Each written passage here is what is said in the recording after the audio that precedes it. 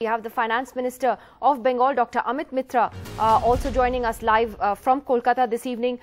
Dr. Mitra, what are your thoughts firstly on this possibility now, the very likely possibility that we will see the national lockdown being extended in some form or another for at least the next couple of weeks beyond the 14th? I think this is a question. Honorable Prime Minister took the decision for the lockdown, and he seemed to have said today in the consultation with political parties that he will now speak with the chief ministers and take the call. When he took the call, everybody felt that, okay, this was a good step. Now he will have to take the call in balancing the process of COVID-19's impact of an escalating process, which you can call a geometric progression possibility in the future, and particularly the poor on the other side, who are today suffering deeply and will perhaps suffer even more. So Prime Minister will have to take the call with, of course, he said today that he has consulted the political parties, and he will consult chief ministers and others, and we expect to see him take a call closer to the date as per today's all-party meeting outcome. But is there a view that Bengal has, or are you largely leaving it to the centre to sort of take the lead on how this lockdown should proceed? Well, you see, as you know, that Bengal has done relatively better. We hope that would be the case. Because Mamata Banerjee introduced the lockdown in various cities and selected districts 4 days before the Prime Minister announced the lockdown.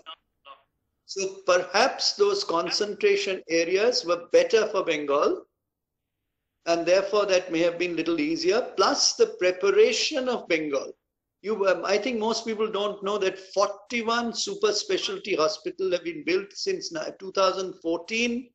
Construction started at the block and subdivisional level. In fact, she herself took the risk of going out into the public and explaining to them what distancing is. So I think the overall preparation of Bengal, according to the data today, and we hope it will stay like that, is extremely positive relative to other states who have gone into a tailspin. So I would say that there are many issues which we can discuss today, state finances, etc. But on this particular question, it is my submission that we have to watch it very carefully, look at the geometric progression if it were to happen, which is beginning to happen in some states. And we are right on top of it in a manner perhaps very few states are today. But Dr. Mitra, thanks to Mamata Banerjee is going out in a limb to make this happen 4 days before the Prime Minister. Right. Well, Dr. Mitra, you're the Finance Minister of a key state like Bengal. You have headed a key industry body in this country in your previous avatar. I want to ask you, putting that hat on for a second, what would the impact of an extended national lockdown be on the economy?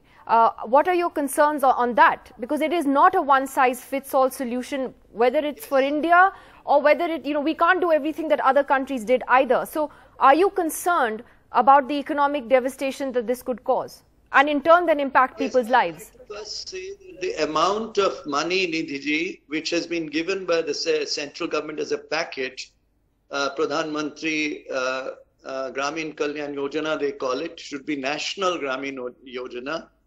That is 1.7 lakh crores. You know how much that is? That's 1% of the GDP. Now, what we need is at least 5% of the GDP. Many people are saying 10%. I would rather be cautious. 5% of GDP would mean 8.5 lakh crores. That's what we need today. If we don't have it, we have a problem. Number two, borrowing limits of states have to be increased. Chief Minister has written to the Prime Minister to increase the FRBM or borrowing limit from 3% to 5%. So in addition to the package, you have a capacity there. loan repayment moratorium. We cannot pay the loans today. 56,000 crores we have to pay. So that would be another front loading of revenue deficit. That means what we are supposed to get over 12 months, pull it up and give us the states in the next 3 months to fight COVID. And of course, a special package requested by West Bengal of 25,000 crores, which is what we'll have to raise from the center as a package to us. So if these things can be put together, 5% of GDP, which will cover many of these things, then you're looking at fighting the war on two fronts. On one side, the COVID front, which is a health and on the economy, hopefully issues of big challenge. On the other side, the poor, the wage labor, the small and medium enterprises.